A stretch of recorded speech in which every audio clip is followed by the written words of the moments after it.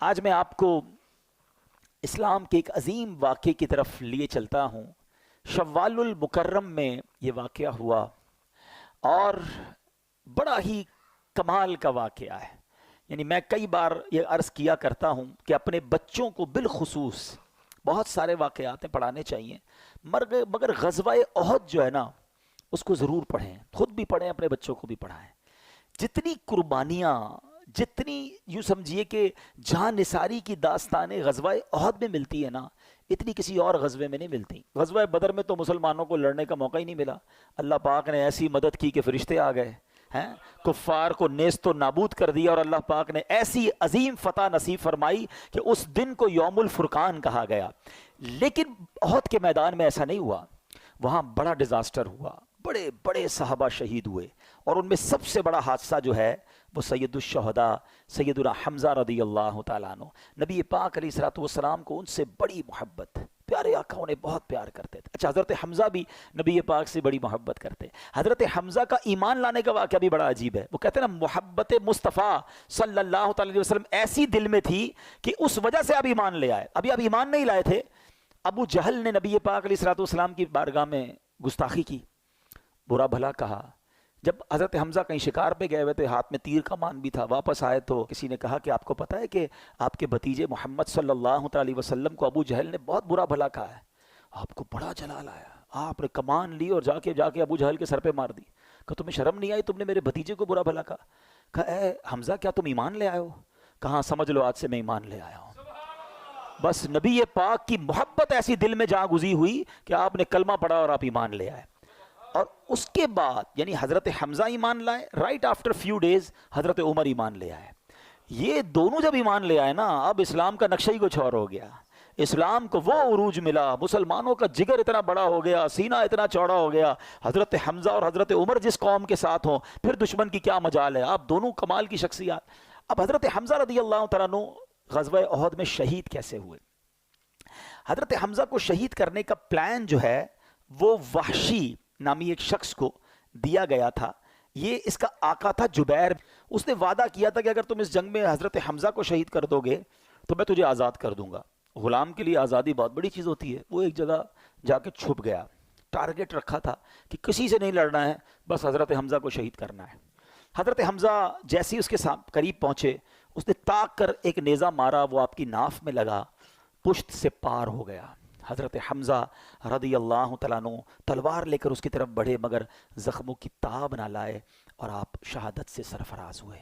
پھر آپ کی لاش کے ساتھ بڑی بے حرمتی کی گئی، آپ کے جسم کے ٹکڑے نکالے گئے، آپ کے کلیجے کو چبایا گیا، آپ کے اعضاء کو یوں سمجھیے کہ بے حرمتی کی گئی۔ نبی پاک علیہ الصلوۃ والسلام بہت غمزدہ ہوئے، میرے آقا علیہ الصلوۃ والسلام نے بڑے آنسو بہائے۔ اور پھر نبی پاک علیہ الصلوۃ والسلام کم و بیش ہر بدھ کو سید الشہداء سیدنا حمزہ رضی اللہ تعالیٰ عنہ اور شہداء احد ان کو شرف دینے تشریف لے جایا کرتے، اور وہ کمال کی حدیث ہے جس کا مضمون ہے کہ ان کو جو سلام کرتا ہے یہ قیامت تک انہیں سلام کرنے والوں کو سلامتی کی دعا سے نوازتے ہیں۔ تو جب مدینے جانا نا، کم از کم روزانہ ایک حاضری تو شہداء احد اور سید الشہداء کے دربار میں ضرور دیا کریں۔ کمال کی بارگاہ ہے، کمال کی برکت والی جگہ ہے۔ اللہ شہداء احد کے صدقے ہماری مغفرت فرمائے۔ میں اب آتا ہوں اپنے ٹاپک کی طرف۔ میں یہ کیوں ساری میں نے تمہید باندھی ہے؟ وحشی کا قصور کیسا تھا؟ وحشی کی یوں سمجھیے کہ کتنی بڑی اس نے گستاخی کہہ لیں، ظلم کہہ لیں، کس کو شہید کیا تھا؟ نبی پاک کے چہیتے چچا کو۔ مگر اب دیکھو میرے آقا کی معافی، اب دیکھو اللہ کی رحمت، اب دیکھو اسلام کا حسن۔ آج میرا ٹاپک ہے نا، گناہ نیکیوں میں کیسے بدل سکتے ہیں، گناہوں کو ہم کس فارمولے کے تحت نیکیوں میں بدل سکتے ہیں۔ اب غور سے سننا، یہ واقعہ سنانے کا مقصد یہ ہے کہ آپ کو اس کا قصور پتا چلے کہ کتنی بڑی پرابلم کی ہے اس نے۔ مگر نبی پاک علیہ الصلوۃ والسلام نے جب اسلام کی دعوت دینا شروع کی نا، تو وحشی کے پاس ایک اپنے قاصد کو بھیجا کہ جاؤ وحشی کو کہو اسلام قبول کر لے۔ نبی پاک کا دل تو دیکھیں، درگزر تو دیکھیں۔ اچھا، جو صحابی گئے نا، تو وہ وحشی جو ہے پہلے ہی قصوروار ہے، مگر اب نیگوشیشنز ہو رہی ہیں، اب ڈیمانڈز ہو رہی ہیں. وحشی کہتا ہے محمد عربی صلی اللہ تعالی علیہ وسلم سے کہو کہ آپ مجھے اسلام کی دعوت دے رہے ہیں. آپ کا تو فرمان یہ ہے کہ جس نے کسی کو قتل کیا, اللہ کا شریک کسی کو ٹھہرایا, زنا کیا, قیامت کے دن تو اسے دگنا عذاب دیا جائے گا. میں نے تو یہ سارے کام کیے ہیں, میرا کیا بنے گا اگر میں اسلام لے آیا؟ مجھے تو اتنا بڑا عذاب آپ اعلان کرتے ہیں. تو اب میرے لیے کوئی رخصت ہے؟ وحشی ایمان لانے سے پہلے اپنی طرف سے ایک ڈیمانڈ کریٹ کر رہے ہیں. اللہ کریم نے آیت نازل فرمائی. اللہ قرآن میں فرماتا الا من تاب وآمن وعمل عملا صالحا. ترجمہ کیا ہے؟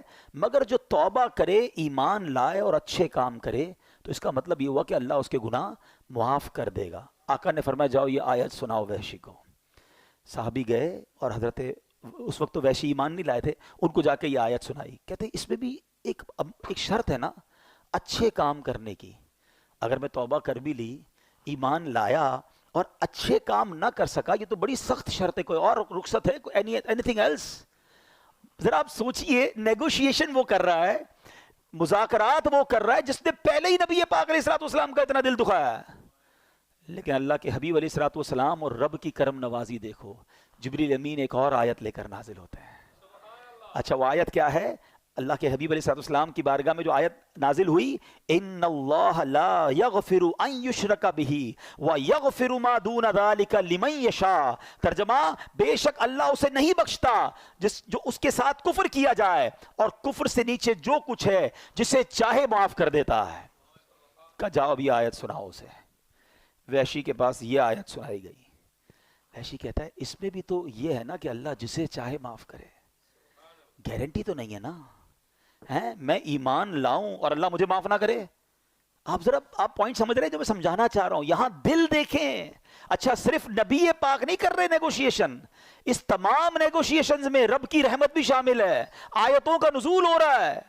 اللہ اکبر. کہتا ہے اس میں بھی گارنٹی نہیں ہے, کیونکہ اللہ نے فرمایا کہ ذالک لمن یشاء, جسے چاہے اللہ جو ہے وہ بخش دے. اس میں نہ ہوا تو کوئی گارنٹی ہے؟ اللہ اکبر. تیسری آیت نازل ہوئی. ہائے ہائے ہائے, میں تو یقین کریں جب یہ واقعہ پڑھتا ہوں, سنتا ہوں, جس کو کہتے ہیں نا دل میں ٹھنڈ پڑ جاتی ہے کہ وہ کریم کیسا ہے, وہ رحیم کیسا ہے. آیت قرآن نازل ہوتی ہے, قل یا عبادی الذین اسرفوا علی انفسہم لا تقنطوا من رحمت اللہ ان اللہ یغفر الذنوب جمیعا انہ هو الغفور الرحیم. اللہ اکبر. اس آیت کے تحت سبحان اللہ مفسر شہیر حضرت سید محمد نعیم الدین مراد آبادی کیا لکھتے ہیں؟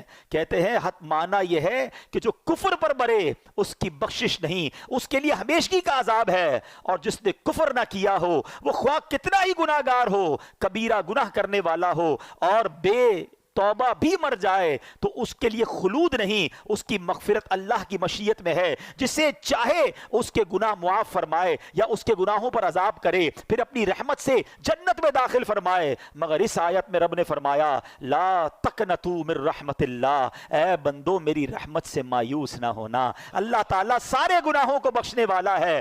وحشی کہتا ہے اب مجھے تسلی ہو گئی, اور کلمہ پڑھ کر اس نے اسلام قبول کر لیا. اچھا جب یہ ایمان قبول کر لیا نا, اب صحابہ اکرام نے بڑا کمال کا کوسچن کیا. ہمیں صحابہ سے ایسے ہی پیار نہیں ہے, ذرا مل کر کہہ دو سب صحابی یہ نبی.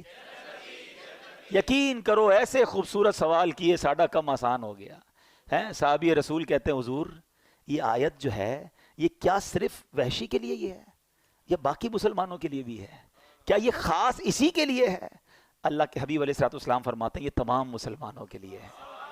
اللہ گناہوں کو معاف کرنے والا ہے. رب کا اعلان ہے لا تقنطوا من رحمت اللہ, اے میرے بندو میری رحمت سے مایوس نہ ہونا.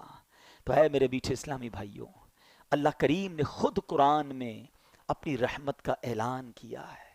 اللہ کریم نے خوب ہمیں قرآن میں توبہ کی طرف بلایا ہے, اپنی رحمت کی طرف بلایا ہے. اللہ کریم قرآن مجید میں کیا خوب ارشاد فرماتا ہے, وَهُوَ الَّذِي يَقْبَلُ التَّوْبَةَ عَنْ عِبَادِهِ وَيَعْفُو عَنِ السَّيِّئَاتِ وَيَعْلَمُ مَا تَفْعَلُونَ. اور وہی ہے جو اپنے بندوں کی توبہ قبول فرماتا ہے اور گناہوں سے درگزر فرماتا ہے اور جانتا ہے جو کچھ تم کرتے ہو. اب یہاں ایک اور بات سمجھنی ہے کہ توبہ کرنے کی تو بار بار قرآن ترغیب دے رہا ہے، مگر یہاں بڑی باریک سی بات ہے. ہم سب چاہتے پتہ کیا ہے؟ ہمارے گناہ معاف کر دیے جائیں، اللہ پکڑ نہ فرمائے، اللہ اس پر پنشمنٹ نہ دے. یہی اللہ کی بڑی مہربانی ہے نا. دنیا میں بھی یہی ہوتا ہے نا. ہم کسی کی کوئی غلطی کریں، ہم کہتے ہیں یار بھائی معاف کر دے، غصے نہ ہو، یار غلطی ہو گئی آئندہ نہیں کروں گا.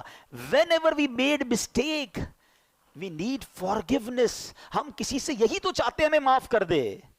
مگر میرے کریم کی اب خزانے سننا، جب میں آیت بیان کروں گا، یہ میرا آج کا ٹاپک یہ ہے کہ توبہ کا مرتبہ سمجھو، اللہ کی رحمت سمجھو، اللہ کی کرم نوازی سمجھو. کہ آج پتہ کیا ہوتا ہے دنیا میں، کیا معاملہ ہے، ہم سے کوئی مسٹیک ہو بھی جائے نا، کوئی معاف بھی کر دے، دل میں پھر بھی رہ جاتی ہے یار بندہ ٹھیک ہے مگر میرے ساتھ ایسا کیا تھا، ایک بار یہ کیا ضرور تھا. اچھا اسی طرح کبھی ہمارا اللہ نہ کرے کسی کا پولیس میں معاملہ ہو جائے، تو پولیس والوں کے پاس گئے، کیس رجسٹر ہوا، بعد میں صلح صفائی بھی ہو گئی، سزا بھگت لی یا جرمانہ دے دیا، بری تو ہو گئے.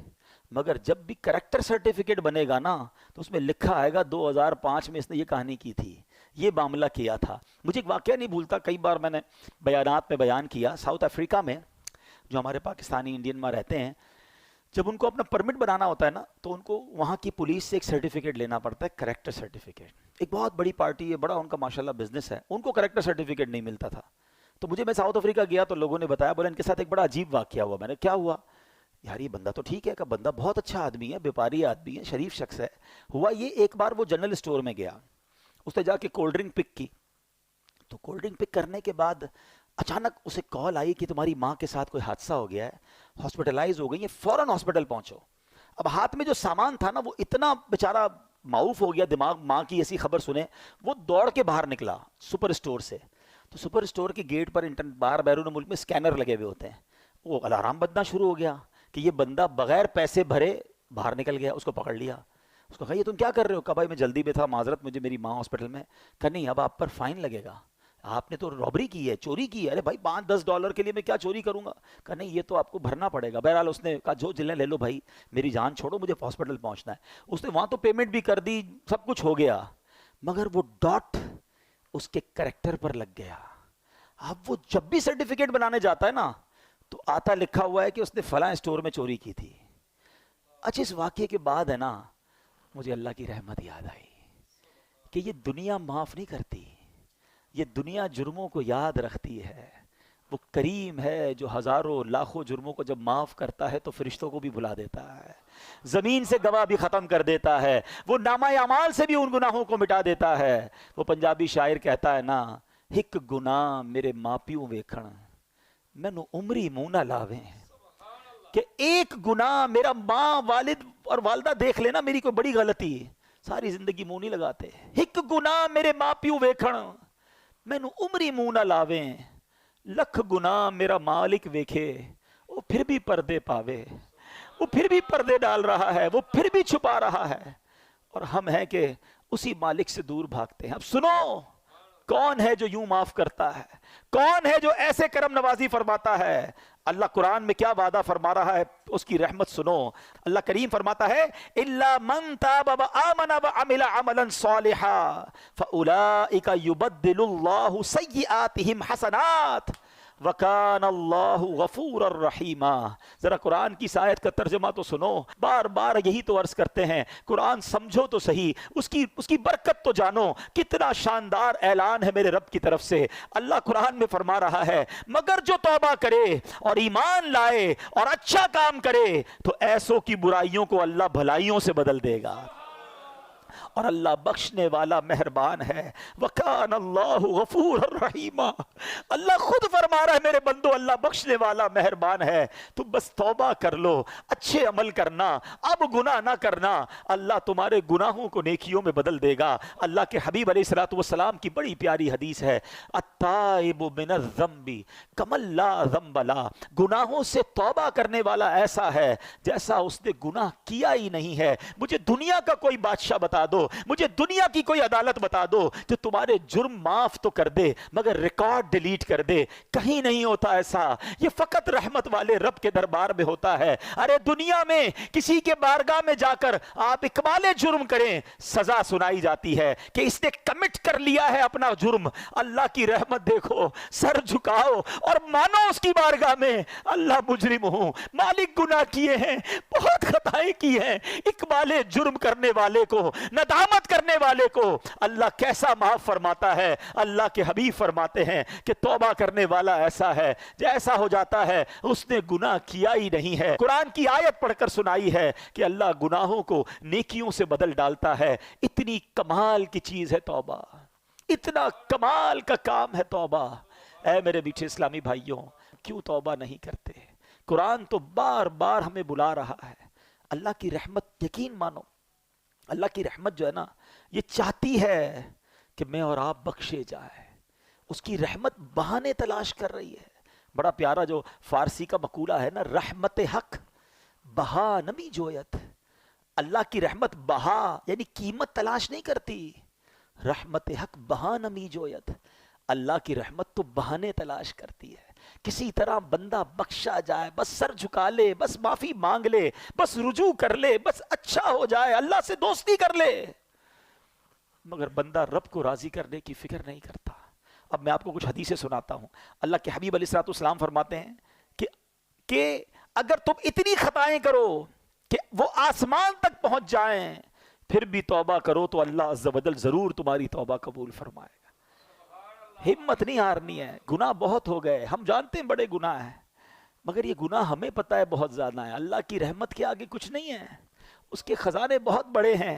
اللہ کے حبیب علیہ الصلوۃ والسلام فرماتے ہیں کہ اللہ فرماتا ہے, حدیث قدسی ہے, اے میرے بندو تم رات دن گناہوں میں بسر کرتے ہو اور میں گناہوں کو بخشتا رہتا ہوں اور مجھے کچھ پرواہ نہیں, پس تم مجھ سے بخشش طلب کرتے رہو, میں تمہیں بخشتا رہوں گا.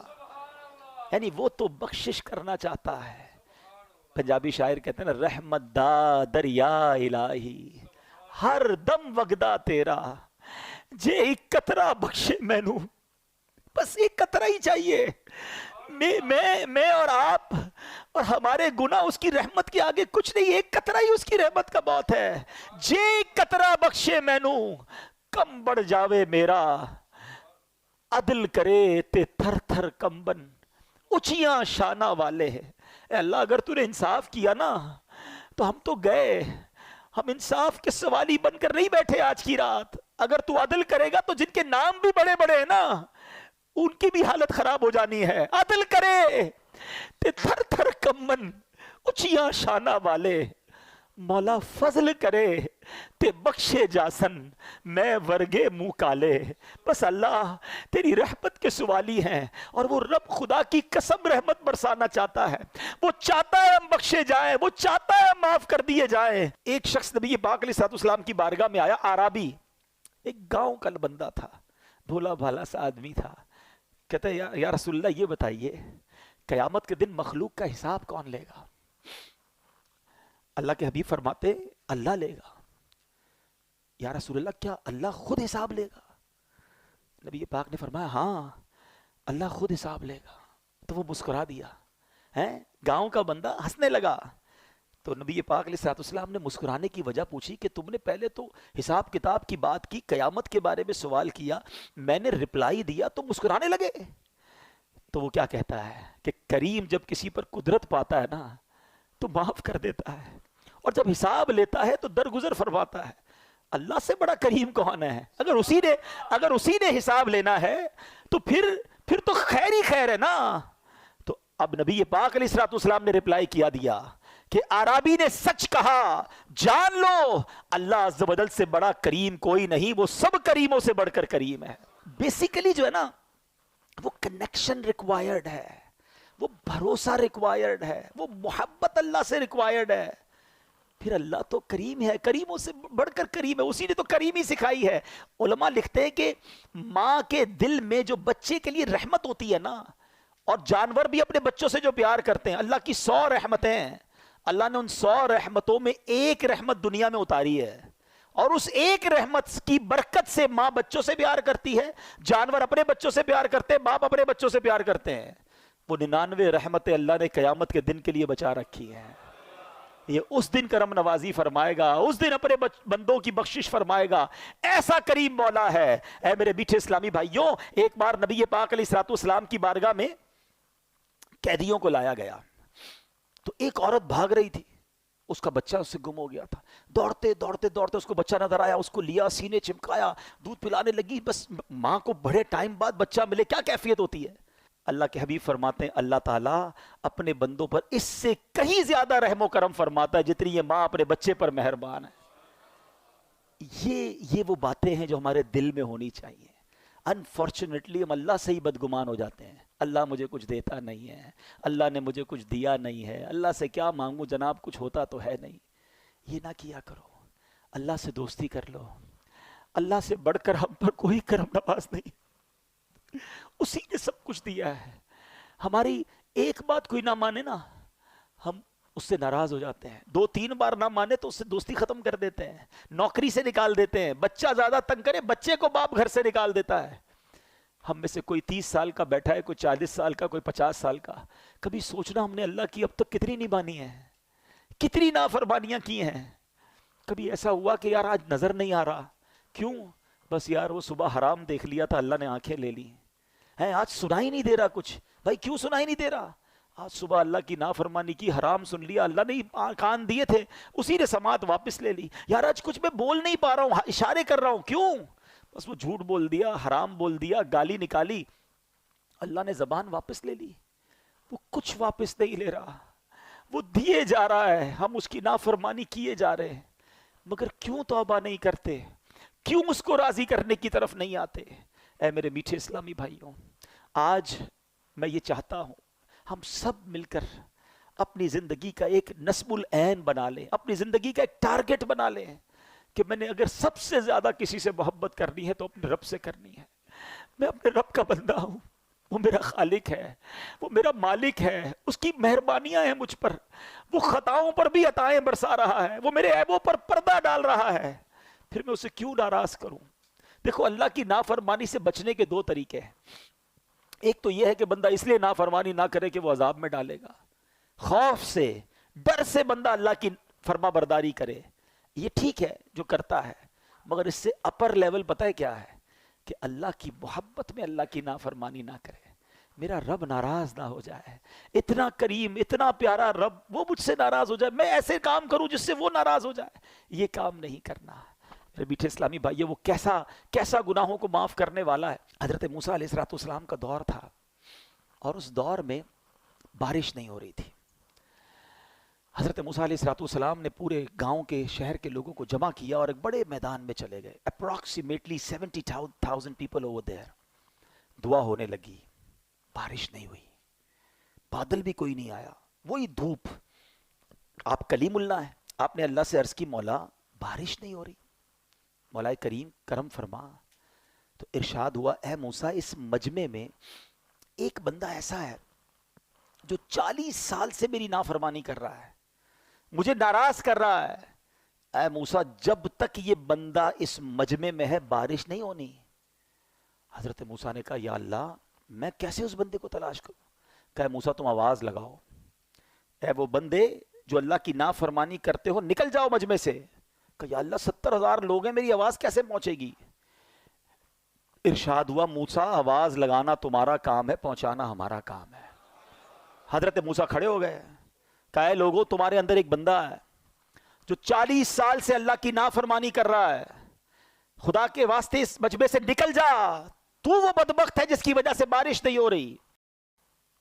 اب وہ بندہ جو تھا وہ مجمع میں ہی تھا، وہ سمجھ تو گیا کہ بات تو میرے بارے میں ہو رہی ہے، میں ہی ہوں جو 40 سال سے اللہ کی نافرمانی کر رہا ہوں. پہلے اس نے رائٹ دیکھا، پھر اس نے بائیں دیکھا، شاید کوئی اور ہو، کوئی نہیں کھڑا ہوا. اب اس نے کیا کیا؟ سنو توبہ کس کو کہتے ہیں. توبہ کے لیے کوئی اجتماع کرنے کی ضرورت نہیں ہے، کوئی بہت بڑا اہتمام کرنے کی ضرورت نہیں ہے، بس ایک کنیکشن چاہیے. یہ سیکنڈوں میں ہو جاتی ہے. وہ دل کی کیفیت ریکوائرڈ ہے. اس بندے نے کیا کیا سنو، کہتا یا اللہ آج مجھے ذلیل ہونے سے بچا لے. میں مانتا ہوں میں ہی وہ ہوں جس کی وجہ سے بارش نہیں ہو رہی ہے. میں نے 40 سال تیری نافرمانی کی ہے, مگر اے اللہ اگر آج میں کھڑا ہو گیا پورے شہر والوں کو پتہ چل جائے گا کہ میں وہ بدبخت ہوں جس کی وجہ سے بارش نہیں ہو رہی. بس اللہ آج بچا لے, آج ذلیل ہونے سے بچا لے. اب وعدہ کرتا ہوں نہیں کروں گا. پتہ ہے کیا ہوا؟ بادل آئے اور بارش برسنا شروع ہو گئی. حضرت موسیٰ نے کہا یا اللہ بندہ تو کوئی نہیں گیا, نکلا تو کوئی نہیں, اے اللہ یہ بارش کیسے ہو گئی؟ اللہ نے کیا فرمایا کہ موسیٰ اس بندے نے مجھ سے دوستی کر لی ہے. میرا بندہ جو میری نافرمانی کرتا تھا نا اس نے دوستی کر لی ہے. سنو حضرت موسیٰ کیا کہتے ہیں, کہتے ہیں یا اللہ اب وہ بندہ تو ملا دے جس نے تجھ سے دوستی کر لی, میں اس سے ملنا چاہتا ہوں. سنو میرے رب کا فرمان. رب فرماتا ہے موسیٰ جب میرا وہ نافرمان تھا میں نے اس کو پھر چھپائے رکھا تھا, اب تو فرما بردار ہو گیا, تجھے کیسے بتا دوں وہ کون ہے. یہ ہے توبہ. کیا کیا اس نے کوئی اجتماع نہیں کیا, کوئی دعائیں لمبی چوڑی نہیں کی, بس الندم التوبہ, شرمندگی توبہ ہے, سچی توبہ. بس اب نہیں کروں گا, یہ کمٹمنٹ ہونا چاہیے. ایسا ہی ایک واقعہ حضرت عمر رضی اللہ عنہ کا دور ہے. حضرت عمر کا جلال, آپ کی عدالت ہے. ایک بار آپ جا رہے, ایک بندہ سامنے سے آیا, اس کے ہاتھ میں شراب کی بوتل. حضرت عمر ہو اور شرابی شراب کی بوتل کے ساتھ پکڑا جائے تو گیا نا ریڈ ہینڈڈ. حضرت عمر نے کہا بتاؤ کیا ہے. اس نے بوتل چھپا لی, بتاؤ کیا ہے. وہ بندہ کہتا ہے حضور اس میں سرکہ ہے. تھی شراب, کہتا ہے حضور اس میں سرکہ ہے. حضرت عمر نے کہا دکھاؤ کیا ہے اس میں. اب ذرا تصور کیجئے, امیجن کیجئے ایک بندہ سامنے کھڑا ہو, حضرت عمر یہاں کھڑے ہیں, وہ بندہ سامنے کھڑا ہے. یہ کتنی دیر کی بات ہے, کتنی دیر کی کانورزیشن ہے, سیکنڈز. بوتل ہاتھ میں چھپائی ہوئی ہے, کہ دکھاؤ کیا ہے. اس شرابی نے کیا کیا, اس نے اسی وقت اللہ کو پکارا, اے اللہ آج بچا لے, اے اللہ عمر کے آگے ذلیل ہونے سے بچا لے, اب شراب نہیں پیوں گا, اے اللہ آج پکڑا گیا تو مارا جاؤں گا, بس آج بچا لے مالک.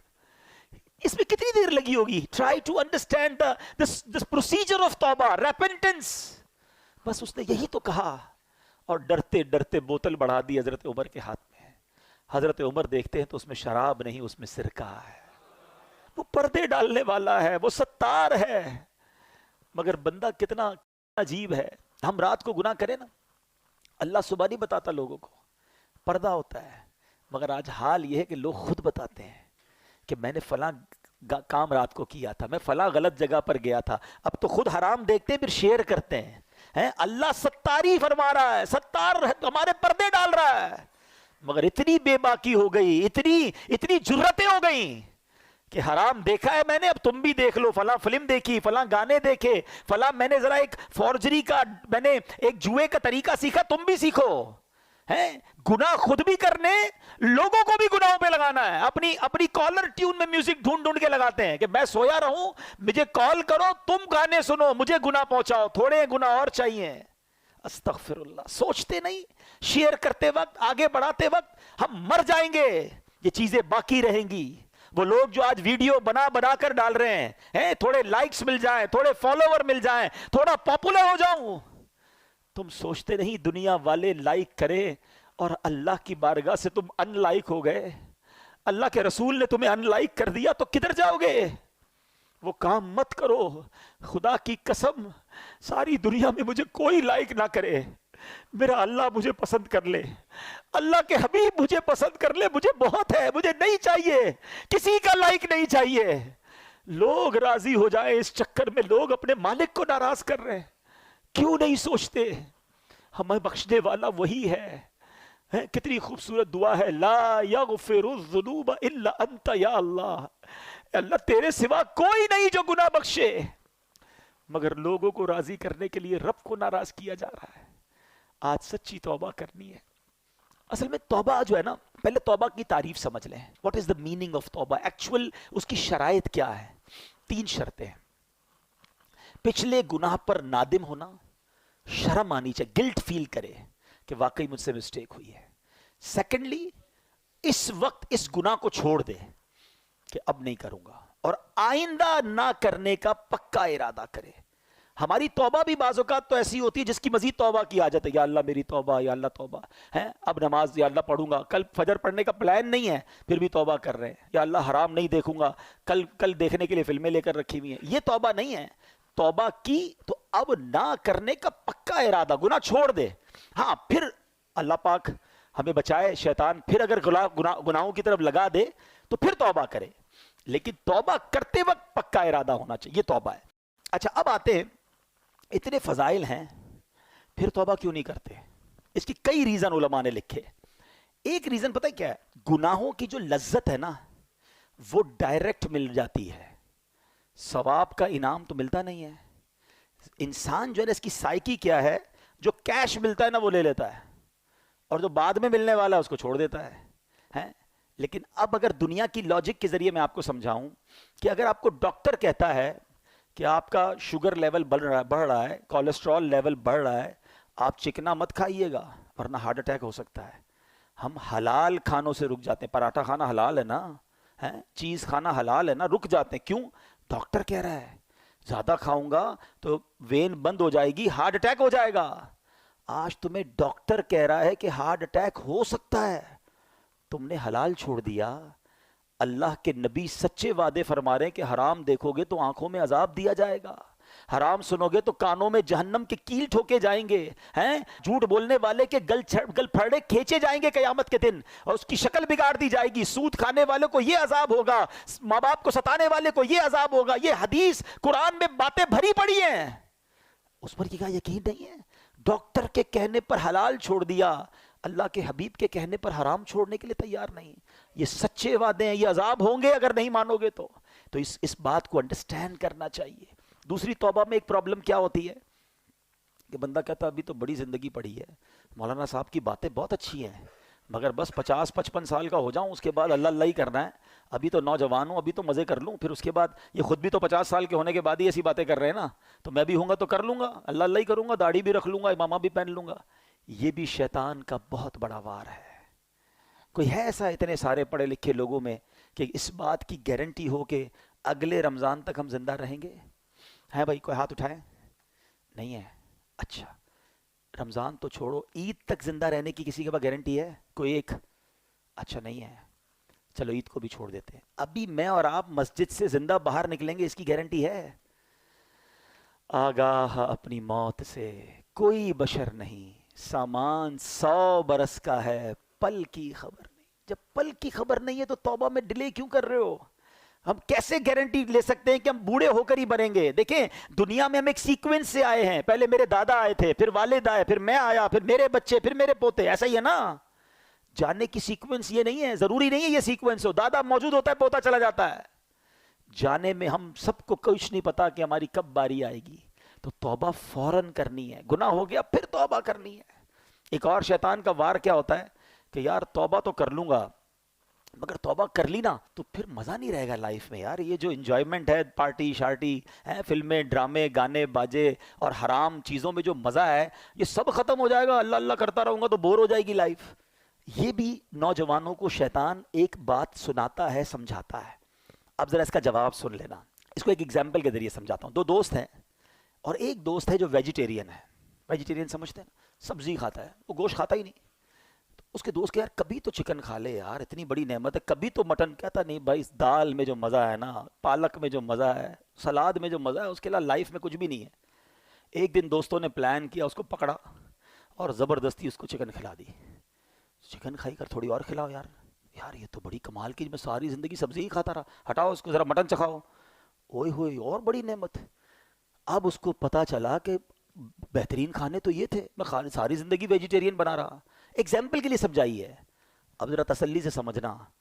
جس کو اصل میں فلموں ڈراموں گانوں باجوں شراب کی محفلیں، جوئے کی محفلیں اور رنگ و سرور اور جس کو حرام محفلیں کہیں، اس کا لطف ہے نا، اس کو لگتا ہے مزہ اسی میں ہے. اس کو پتہ ہی نہیں کہ نعت خوانی کا لطف کیا ہے.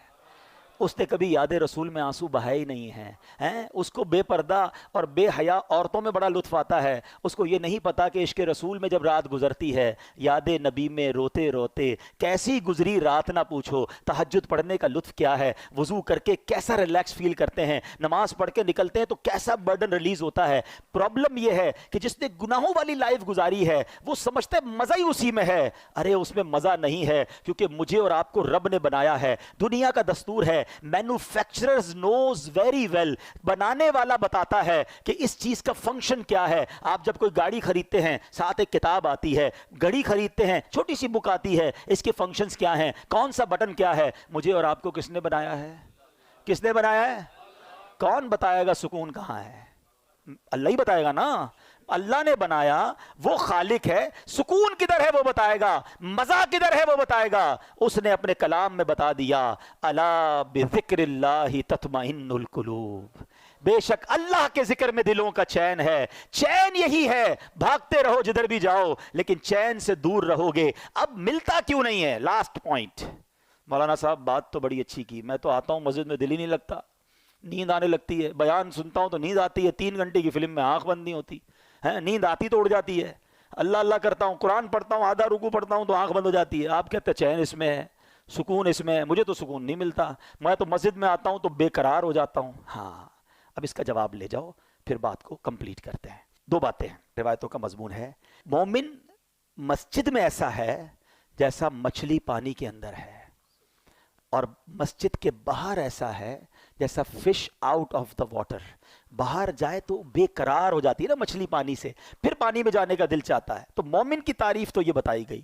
ہمارا حال برا ہے, ہم تو مسجد میں آتے ایسا لگتا ہے fish out of the water ہے. یار اعلان تو ہوا تھا 1:15 بجے بیان ختم ہوگا, ابھی تک تو ختم نہیں کیا. ہو سکتا ہے کوئی سوچ رہا ہو, امام صاحب 2 منٹ لیٹ ہو جائیں تو ٹینشن شروع ہو جاتی ہے. باہر جا کے آدھا گھنٹہ بحث کر لیں گے, امام صاحب نے 2 منٹ لیٹ کیوں آئے, وہ امام صاحب کی خیر نہیں. اللہ کے گھر میں 2 منٹ بیٹھے تھے تو میں ٹینشن شروع ہو گئی. تو اس میں پرابلم مسجد کا نہیں ہے, اس میں پرابلم ہمارا ہے. اس کا مطلب there is something bad in my heart. مجھے کیوں مسجد میں چین نہیں آ رہا؟ نبی پاک فرما رہے چین, اور لوگوں کو آتا ہے. جس کو نہیں آتا وہ یہ نہ سمجھے کسی کو نہیں آتا. یقین کرے الحمدللہ اس وقت پوچھو کئی دل ایسے ہوں گے جن کا دل نہیں چاہ رہا کہیں اور جانے کا. خدا کی قسم جو اس وقت سکینہ دل پر نازل ہو رہا ہے کہ کتنا لطف آ رہا ہے, کتنی رحمت محسوس ہو رہی ہے. میں کہاں بیٹھا ہوں؟ میرے رب کے گھر میں بیٹھا ہوں, میرے اللہ کا ذکر کر رہا ہوں. اس سے اچھی زندگی کا مقصد کیا ہے؟ اگر ابھی موت آتی ہے تو اس سے اچھی موت کیا ہے؟ یہ کیفیت بنتی ہے لوگوں کی جن کو سکون آتا ہے. تو جس کو نہیں آتا وہ اپنا پرابلم چیک کرے کہ there is something wrong in my heart. بالکل یہی مسئلہ ہے کہ اللہ نے قرآن میں فرمایا, لا ریب کتاب ہے نا, قرآن میں تو شک نہیں ہے. اللہ نے فرمایا اللہ کے ذکر میں دلوں کا چین ہے, مجھے کیوں نہیں مزہ آتا؟ اس کا مطلب میرے دل میں پرابلم ہے. اب اس کو دنیاوی مثال سے سمجھا دیتا ہوں. جب آپ کو بخار ہوتا ہے, کھانا اچھا لگتا ہے؟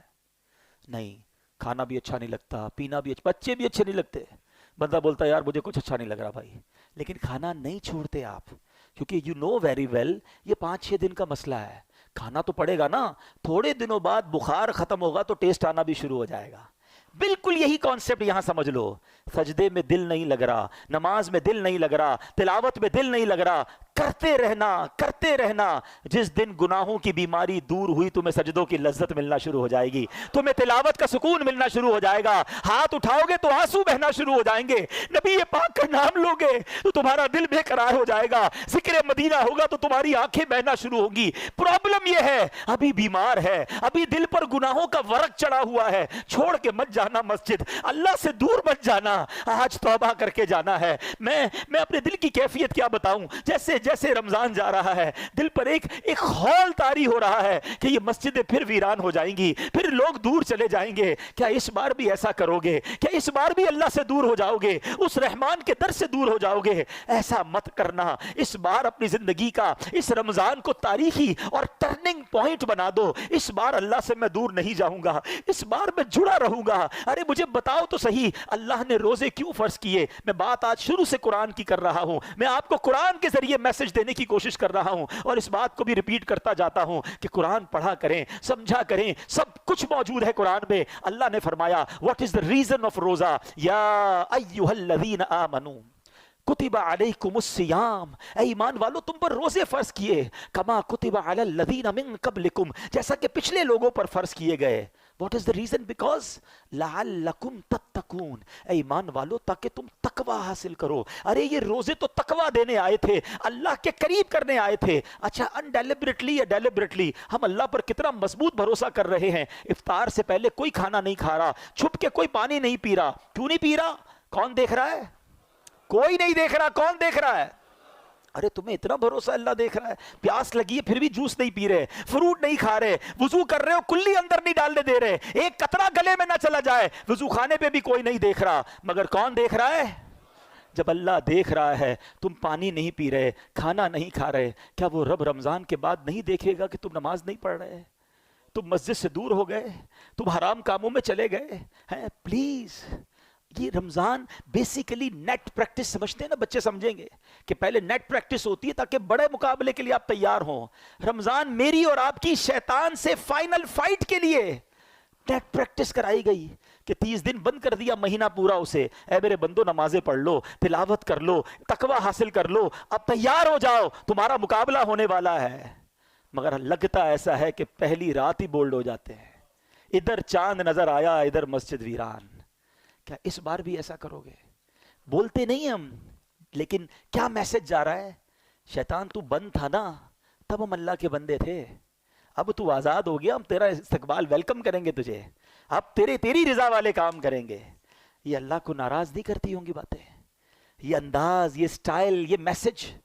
ارے دو شیطان کو جواب کہ تجھے اب جو کرنا ہے کر لے, ہم اب اللہ کے قریب ہو گئے ہیں, ہمارا ایمان مضبوط ہو گیا ہے, اب تو نہیں بہکا سکے گا. میں مرد ہو تو لو نا چیلنج کہ کچھ بھی ہو جائے, آج کے بعد میری کوئی نماز قضا نہیں ہوگی, رمضان کے بعد بھی قضا نہیں ہوگی, ہم حرام روزی کے قریب بھی نہیں جائیں گے, حرام نہیں دیکھیں گے, حرام نہیں سنیں گے, حرام نہیں بولیں گے. ہاں پھر مانگیں گے اللہ سے, اللہ توبہ کی تو ہے, بچانا تو نے ہے, ہم کمزور ہیں, ہم نے پہلے بھی توبہ کی, شیطان کھینچ لیتا ہے, ڈال دیتا ہے گناہ میں, اللہ تو مدد کرنا, ہماری کمزور ہے, شیطان کے واروں سے تو ہی بچائیو مالک. یہ ہم اللہ سے مانگیں گے, مگر پہلے دل کی گہرائیوں سے توبہ تو کرے نا, اللہ کے قریب ہونے کا وعدہ تو کرے نا, اور پھر اس کے لیے ایک سٹیپ فارورڈ کرنا ہوگا. وہ سٹیپ کیا ہے کہ ہمیں اب اچھا ماحول اختیار کرنا ہوگا. ایسا نہیں ہو سکتا کہ میں نیک بھی بننا چاہوں اور شرابیوں میں رہوں, میں ایسے لوگوں میں رہوں کہ نماز پڑھوں تو میرا مذاق اڑاتے ہیں. ایسے بھی تو دوست ہیں نا کہ رمضان کے بعد نماز پڑھے, بولے کیا ہو گیا بھائی, خیر تو ہے, بس جمعہ پڑھ لینا, تو کدھر جا رہا ہے. ایسے دوست نہیں چاہیے جو میری نیکی میں رکاوٹ بنے. اگر آپ کو نیک بننا ہے تو نیک ماحول اپنا ہے. اللہ نے دعوت اسلامی کا ماحول دیا ہے, خدا کی قسم یہ احسان ہے اس امت پر, امیر اہل سنت کا, لاکھوں کروڑوں نوجوانوں کو بدل کے رکھ دیا ہے. ہمیں تو اپنی اوقات بھی یاد ہے ہم کیا تھے, اگر یہ ماحول نہ ہوتا تو پتہ نہیں ہم بھی کہاں ہوتے. تو میں آپ سے بھی گزارش کروں گا کہ اگر چینج ہونا چاہتے ہو نا, اگر اب واقعی نیکیوں والی زندگی گزارنی ہے تو نیک لوگوں کے ساتھ کنیکٹ ہو جائیں, دعوت اسلامی کے اجتماعات میں شرکت کریں, مدنی چینل دیکھیں, مدنی قافلوں میں سفر کریں, ایسی محافل تلاش کر کے ڈھونڈیں تاکہ ہمارے دل پر اثر رہے. میں بس یہ چاہتا ہوں اللہ مجھے بھی سچی توبہ نصیب کرے, آپ کو بھی نصیب کرے, اور ہم بدل جائیں. آمین بجاہ النبی الامین صلی اللہ علیہ وسلم. الحمدللہ رب العالمین والصلاة والسلام علی سید المرسلین. یا ارحم الراحمین یا ارحم الراحمین یا ارحم الراحمین. یا ربنا یا ربنا یا ربنا یا ربنا یا ربنا. یا اللہ یا رحمان یا رحیم. یا اللہ یا رحمان یا رحیم. یا اللہ یا رحمان یا رحیم. اللہم ربنا آتنا فی الدنیا حسنة وفی الآخرة حسنة وقنا عذاب النار وقنا عذاب القبر وقنا عذاب الحشر وقنا حساب الميزان. اللہم اجرنا من النار, اللہم اجرنا من النار, اللہم اجرنا من النار. اللہم انک عفو کریم تحب العفو فاعف عنا یا کریم, فاعف عنا یا غفور. اللہم انا نسألک الامن یوم الخوف, اللہم انا نسألک الامن یوم الخوف. ربنا حاسبنی حسابا یسیرا. اللہم ارزقنا حجا مبرورا وسعیا مشکورا وذنبا مغفورا وتجارة لن تبور. یا عالم ما فی الصدور नूर, अखरिजना या अल्लाह मिन ज़ुलुमाति इलन नूर, अखरिजना या अल्लाह मिन ज़ुलुमाति इलन नूर। ए डूबतों को बचाने वाले, ए बेकसों की दस्तगीरी करने वाले, ए माह रमज़ान में रोज़ाना लाखों गुनाहगारों को जहन्नम से आज़ाद करने वाले मौला, अल्लाह आज हमने तेरी रहमत का बयान सुना है। अल्लाह अल्लाह मानते हम बड़े गुनाहगार हैं, हम शर्मिंदा हैं, हम इकरार करते हैं, इकबाल करते हैं, हमने बड़े गुनाह किए हैं, छुप छुप कर गुनाह किए, लोग ना देख ले इस बात का ख्याल रखा, तू देखता रहा, हमें मालूम था फिर भी गुनाह किए। अल्लाह अल्लाह अगर तू अदल करे, तू इंसाफ करे तो ये अदल होगा कि हमें जहन्नम में डाल दिया जाए, मगर मौला हम तेरे अदल के नहीं, तेरी रहमत के सवाली बनकर जमा हुए। अल्लाह हमारी झोलियों में मगफिरत की खैरात डाल दे, हमसे सदा के लिए राजी हो जा। अल्लाह तेरी कसम तूने हमें माफ कर दिया, तेरी रहमत में कोई कमी नहीं पड़ेगी। अल्लाह अगर तूने हमें जन्नत में दाखिल कर दिया, तेरी जन्नत बहुत बड़ी, अल्लाह कोई कमी नहीं पड़ेगी, तेरा कुछ नहीं जाएगा। अल्लाह हमारा बेड़ा पार हो जाएगा। आज हमारी फाइनल मगफिरत फरमा दे, हमें जन्नतुल फिरदौस का मुजदा अता कर दे, जहन्नम की आग हम पर हराम करार दे दे। ऐ अल्लाह में लम्हा भर भी जहन्नम में दाखिल ना कीजियो। ऐ करीम हमारे सगीरा गुनाह भी माफ कर दे, हमारे कबीरा गुनाह भी माफ कर दे, हमारे छुप कर किए हुए गुनाह भी माफ कर दे, हमारे ऐलानिया गुनाह भी माफ कर दे। ऐ अल्लाह तूने माफ न किया तो किधर जाएंगे, अगर रमजान में भी न बख्शे गए तो मारे जाएंगे। ऐ अल्लाह के जैसे भी है, तेरे महबूब के उम्मती है, तेरे नबी के गुलाम है, उनसे मोहब्बत करने वाले हैं। ऐ अल्लाह तुझे सरकार अलैहिस्सलातु वस्सलाम के रुखे रोशन का वास्ता हमारी मगफिरत फरमा दे। ऐ अल्लाह अगर तूने हमें बख्श दिया, तेरे हबीब बहुत खुश होंगे, महबूब पाक की रिजा का वास्ता। ऐ अल्लाह आज हमारी झोलियों में मगफिरत की खैरात डाल दे, गुम्बदे खजरा का वास्ता बख्श दे, सुनहरी जालियों का वास्ता बख्श दे, रियाजुल जन्ना का वास्ता बख्श दे, मस्जिद नबवी के मीनारों का वास्ता बख्श दे, काबे का वास्ता बख्श दे, काबे के दरवाजे का वास्ता बख्श दे, मकाम इब्राहिम का वास्ता बख्श दे, हजरे अस्वद का वास्ता बख्श दे, नबी पाक की विलादत गाह का वास्ता बख्श दे, इमाम हुसैन का वास्ता बख्श दे, इमाम हसन का वास्ता बख्श दे, पंजतन पाक का वास्ता बख्श दे, अली असगर के प्यासे गले का वास्ता बख्श दे, करबला वालों के वास्ते बख्श दे, बदर वालों के वास्ते बख्श दे, ओहद वालों के वास्ते बख्श दे। ऐ अल्लाह हमारे गौसे आजम का वास्ता हमें बख्श दे, जो वास्ता तेरे दरबार में कबूल है अल्लाह उसका वास्ता आज की रात हमारी बख्शिश फरमा दे। हमारे माँ बाप को भी बख्श दे, हमारे भाई बहनों को बख्श दे, हमारे बीवी बच्चों को बख्श दे, हमारे मरहूमीन को बख्श दे, हमारे रिश्तेदारों को बख्श दे, हमारे दोस्तों को बख्श दे, हमसे मोहब्बत करने वालों को बख्श दे। अल्लाह नबी पाक अलैहिस्सलातु वस्सलाम की सारी उम्मत की बख्शिश फरमा। अल्लाह अल्लाह आज हमने तौबा की है, तेरी कसम हम तेरे नाफरमान नहीं रहना चाहते, हम अच्छा बनना चाहते, बन नहीं पाते। अल्लाह अल्लाह हमें शैतान मरदूद गुनाहों में लगा देता है। अल्लाह आज तेरे घर में बैठे सच्ची तौबा करते हैं, अब गुनाह नहीं करेंगे, हमारी तौबा कबूल फरमा ले। अल्लाह में तौबतुन नसूह अता कर दे, और अल्लाह अब तू ही मदद फरमा।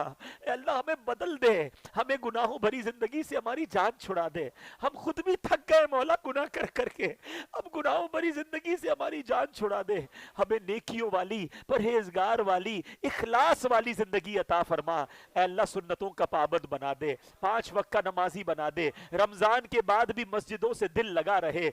अल्लाह कभी जिंदगी में कोई नमाज कज़ा ना हो, हराम रोजी से बचा ले, हराम बोलने से बचा ले, हराम देखने से बचा ले, हराम सुनने से बचा ले। ऐ अल्लाह हमें फकत रिस्के हलाल अता फरमा, रिस्के हराम में हम सब की जान छुड़ा दे। अल्लाह हमारे रिस्के हलाल में बरकत भी डाल दे। अल्लाह जो बे औलाद हैं उन्हें नेक और साले औलाद दे दे, जो औलाद वाले हैं उनको अल्लाह उनकी औलाद का सुख अता कर दे, जिनके बच्चे बच्चियां परेशान हैं, उनके घरों में मसाइल हैं, अल्लाह उन बच्चे बच्चियों को भी सुख अता फरमा।